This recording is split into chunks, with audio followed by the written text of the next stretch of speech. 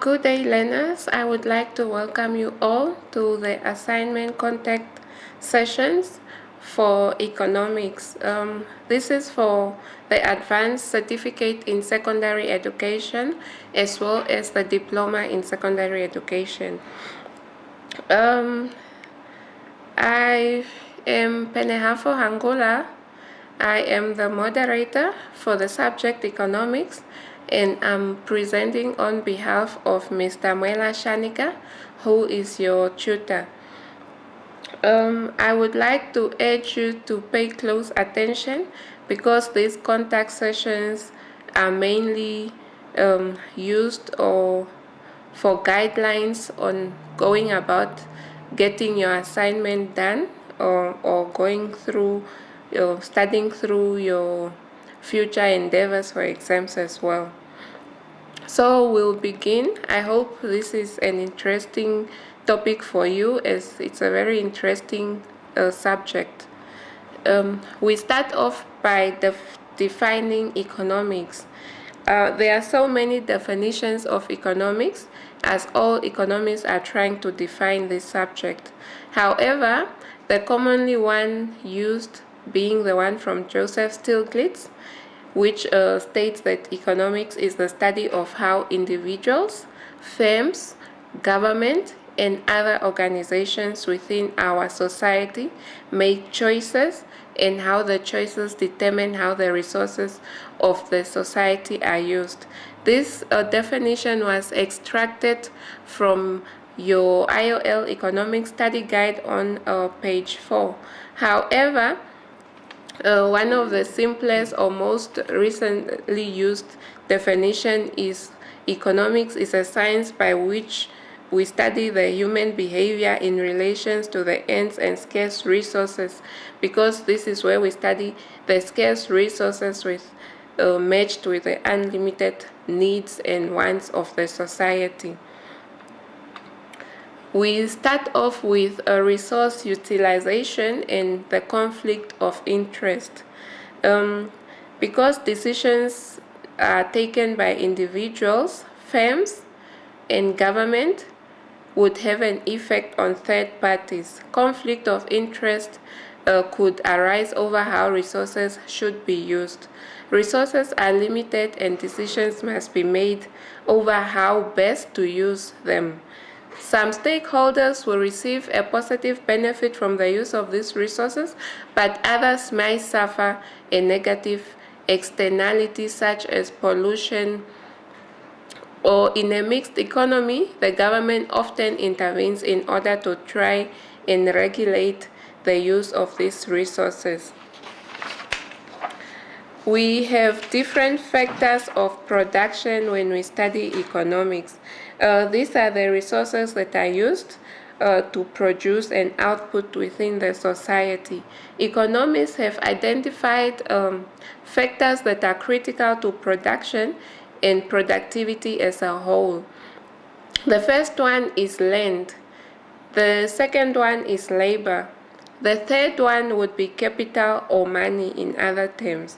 The fourth one would be entrepreneurship. When we speak about these activities or these factors, they are mainly the ones used when a service or output or product needs to be produced. One of these factors is always involved, if not all of them. Specialization and division of labor. Within the economics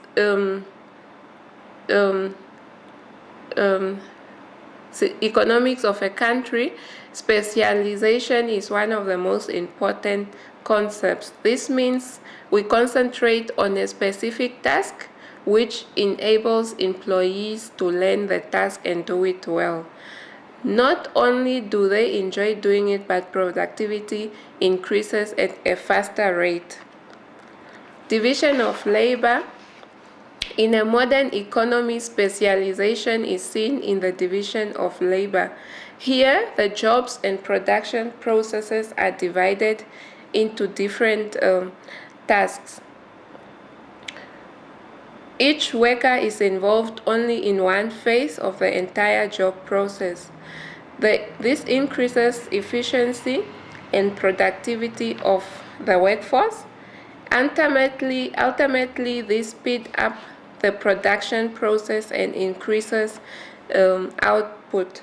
Division of labor, if we have to give an example, it would be used in factories such as car manufacturing companies, Coca-Cola factories.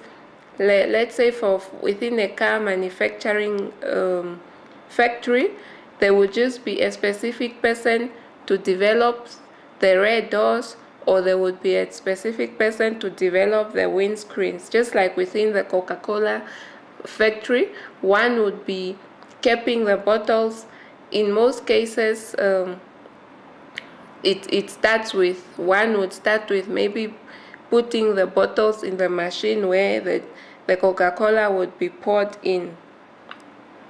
As we know, most of the concepts have advantages and disadvantages. The advantages of specialization are it encourages a large scale of production and mass production. It increases skills through repetition of tasks, and people can concentrate on what they do. This is where a certain person becomes an expert in a certain product or a certain function. Another advantage is also time saving, as it takes time to move from one task to another. In this case, you would not move from one task to another. You will be placed in one station just doing your part. Another advantage that we can say is specialists can use supporting technology. And the last advantage would be higher earnings, because people become specialists in what they do. Then we'll come to the disadvantages of specialization. Dependency, because people and groups become dependent on each other. At such times, dependency would disadvantage one, because if one person or one party of the process is not there, the process would need to come to a halt, and in this case, we would have to find someone or wait for that person to come back to the duties. It leads to unemployment, as the jobs that people have specialized in may be no longer needed at times. Over-concentration in one specialized task may mean that individuals do not have an opportunity to develop new skills or other skills. In this case, it also downgrades you on your personal development, because you would just know one skill and the others you would not know, hence disabling you in getting another job that requires you to know other skills. Another disadvantage is also frustration and boredom due to the repetitive nature of a job. The last disadvantage that we'll mention here is it is a cross-purpose with dictates of modern management techniques that advocate multi-skilling and multitasking. The next topic that we will look at is labor, economics, and unemployment.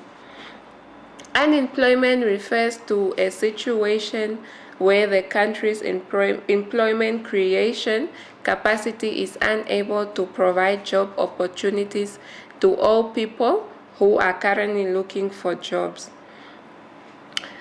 There have been various factors that have been cited as contributing to massive joblessness, amongst them industrialization factors, technological factors, seasonal factors such as in the ice cream business, where sales are generally higher in summer but lower in the winter season. Unemployment may also be driven by a weak educational system.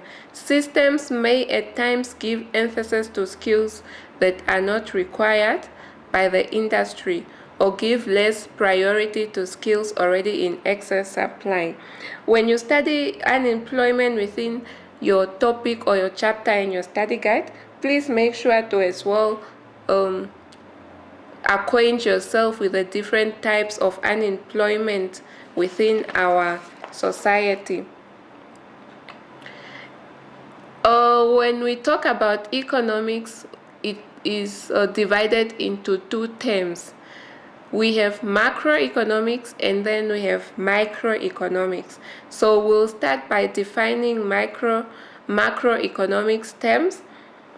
But before we define the macroeconomics terms, I would just like to give you a simple definition of what macroeconomics means when we speak about it in economics. This is where we study the entire economy of a country.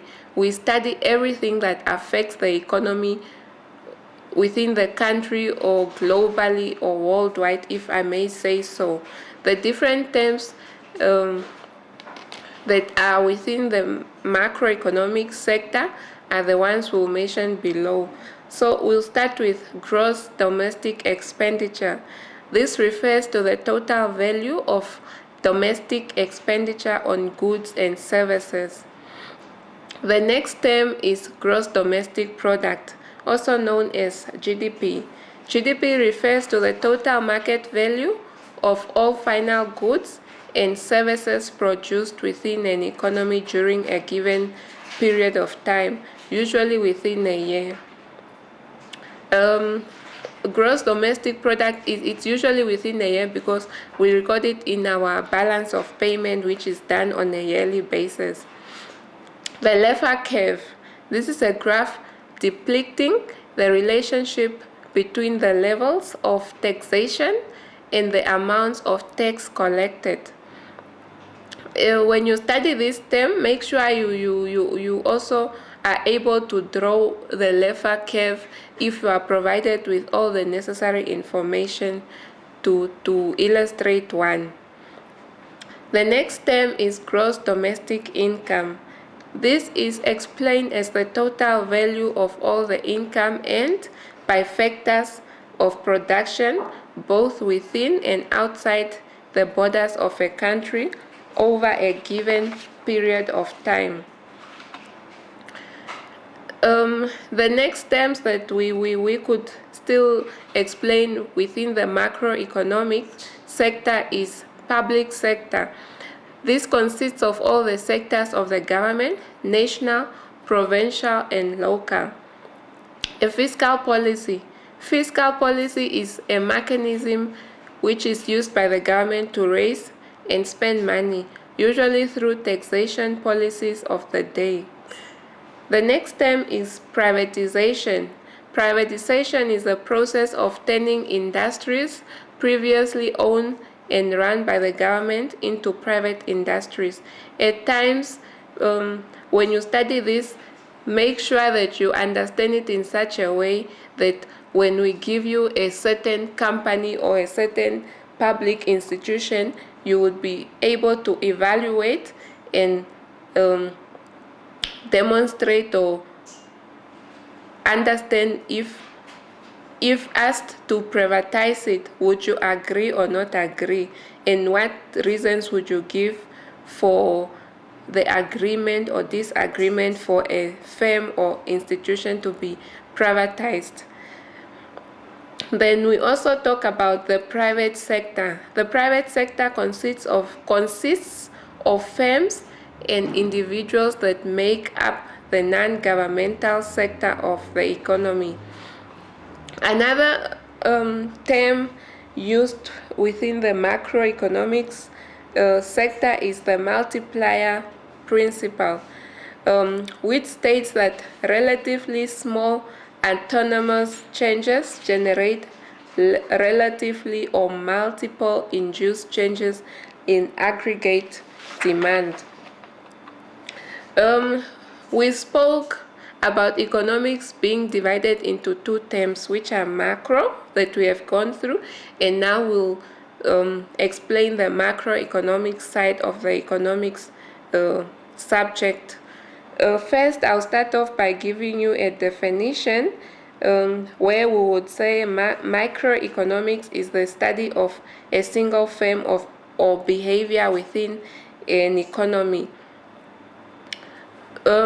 This is where we have revenue. Revenue, if it needs to be defined, we would say is the total income received for a project without deducting expenses. Under revenue, we would have a cost-benefit analysis. This is a method of reaching economics decisions by comparing the cost of doing something with its benefit. Most projects that a government or institution embark on, before making a decision on whether to take them on or not take them on, they would do this cost-benefit analysis.